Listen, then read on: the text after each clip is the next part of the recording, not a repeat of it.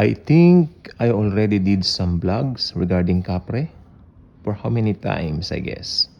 But you know what? Among all of these entities or dark forces, ito po talaga yung masasabi kong talagang mapapatunayan na nakita nung pumanaw kong tiyuhin. Ito po ay iisipin ng iba na parang tikbalang, parang aswang, you know. Pero kung titignan po nating mabuti, meron pong, makinig pong mabuti, meron po talagang mga masasamang espiritu. Ayan ang pong tawag natin dyan. Evil spirits na naglipana.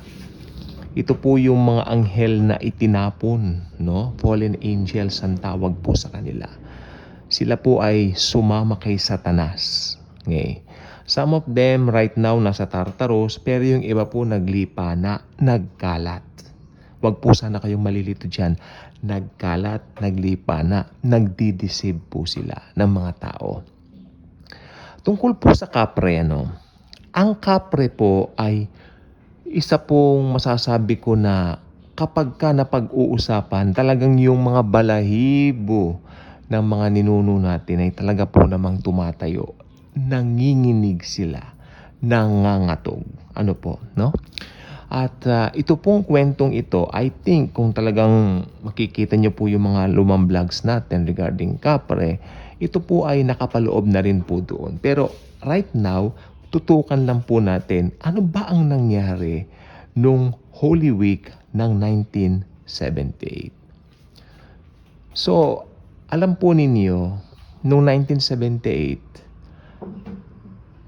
kapag ka napag-uusapan ng mga ganitong mga bagay, talagang iba ang pagtanggap ng mga tao. Sapagkat we're talking about some 45 years ago. It's not the same as now. We have our new technologies, new gadgets. During that time, talaga naman po. Especially may mga radyo during that time, pag gabi na, yung gabi ng lagim, di ba? Yan ang pinapakinggan po nila.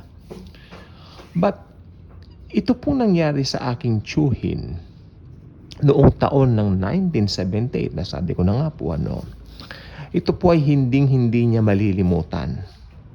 Sapagkat, alam po ba ninyo, nung araw, kapag ka dumarating yung tanghali, especially wala naman pong pasok, syempre ito po ay Holy Week.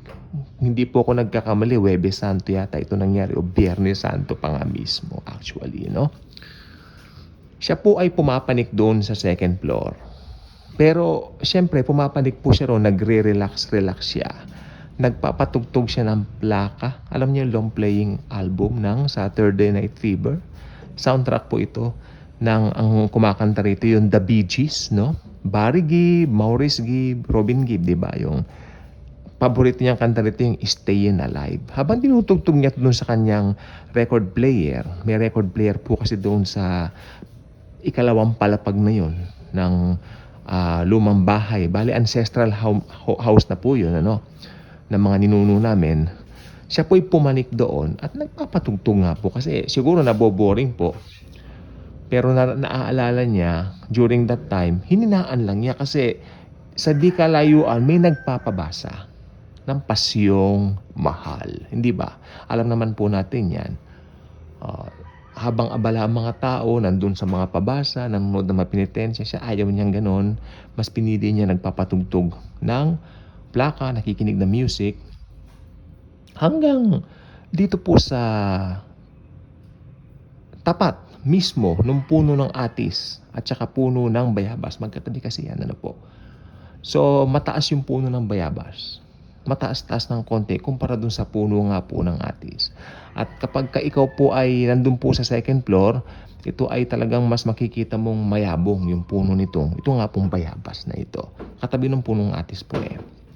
And then all of a sudden, mga bandang 3:00 daw po ng hapon, siya po ay nanghilakbot at tunay nga po namang nagulat. Kasi kanya pong nakita ang kapre. Nakakita siya ng kapre. Ang laki-laki, balbon, at may sigarilyo. Tabako. Nung una, I was young.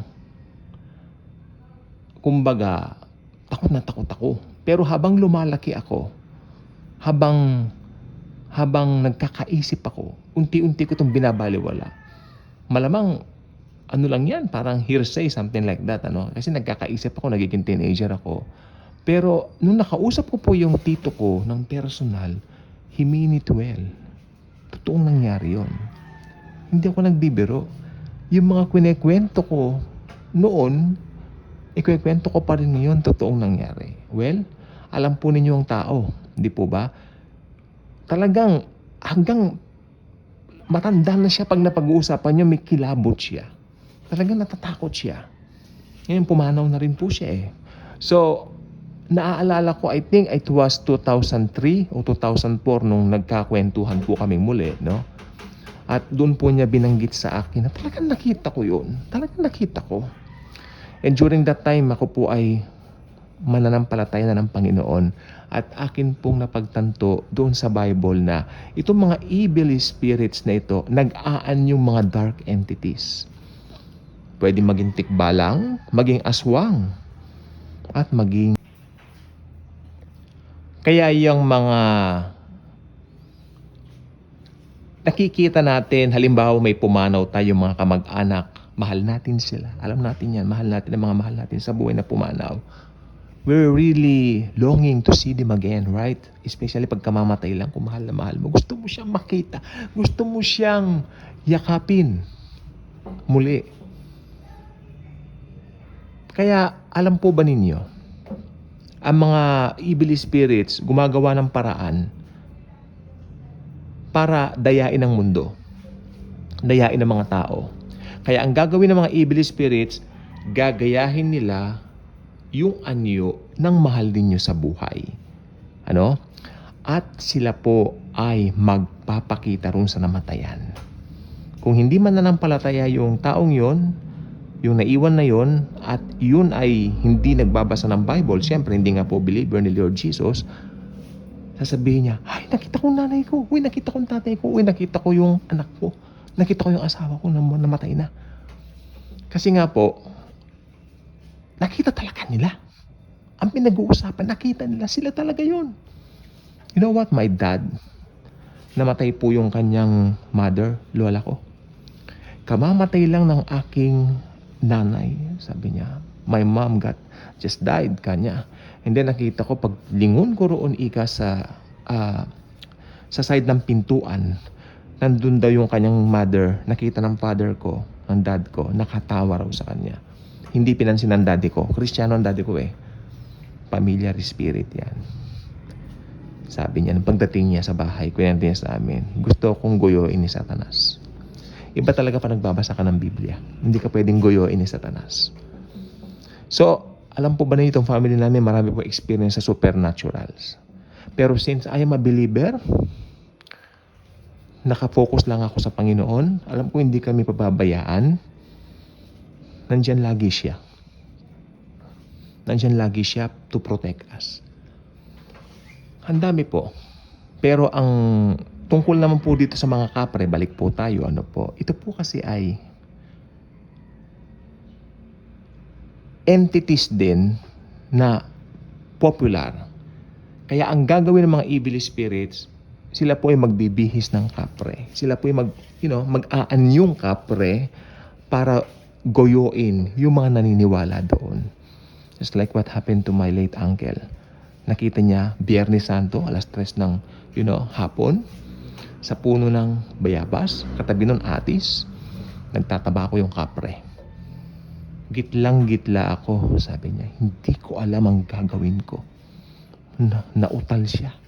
Natakot ako. Hanggat maaari lang, ayaw ko nang maalala yon. Pero, kaya po pala ito po, para patunayan ko po, no? Ayaw na ayaw niyang pumapanik doon pag nagagawi siya doon sa ancestral house na yan. Kasi ngayon, giniba na po yun eh. Ayaw niyang pumapanik doon. Ayoko, sabi niya. Laki ng takot niya. Nasharean ko po ito ng good news ni Lord Jesus. I hope He means well nung tanggapin niya si Lord. tinanggap ko naman si Lord Jesus, sabi niya. So, kung talagang tinanggap po niya ang Panginoon, kasi hindi ko po siya madalas makita, ano po. Kung tinanggap talaga niya ang Panginoon, may promise of salvation talaga dyan. Doon po talaga siya nasa langit. So, regardless of ano man denomination mo, religion mo, kung tinanggap mo si Jesus, you will be saved. So, yan lang po, akin lang po siyang sinare sa inyo. Kasi, alam po ba ninyo, anytime now, pwede kayong makakita ng kapre, pwede kayong makakita ng tikbalang, pwede kayong makakita ng aswang. Pero tandaan po ninyo, ang mga ito ay, you know what? Ito po ay mga evil spirits na nag-aanyong kapre. Kaya kung hindi pa kayo subscriber sa ating channel, I invite you to do so. Click mo ang notification bell, i-share mo ang video ito, at i-share mo, Jesus is powerful, no weapon formed against no weapon formed against us shall prosper, because Jesus is our power. Jesus, the Almighty God, is living within us. Thank you po, and Jesus truly loves us all.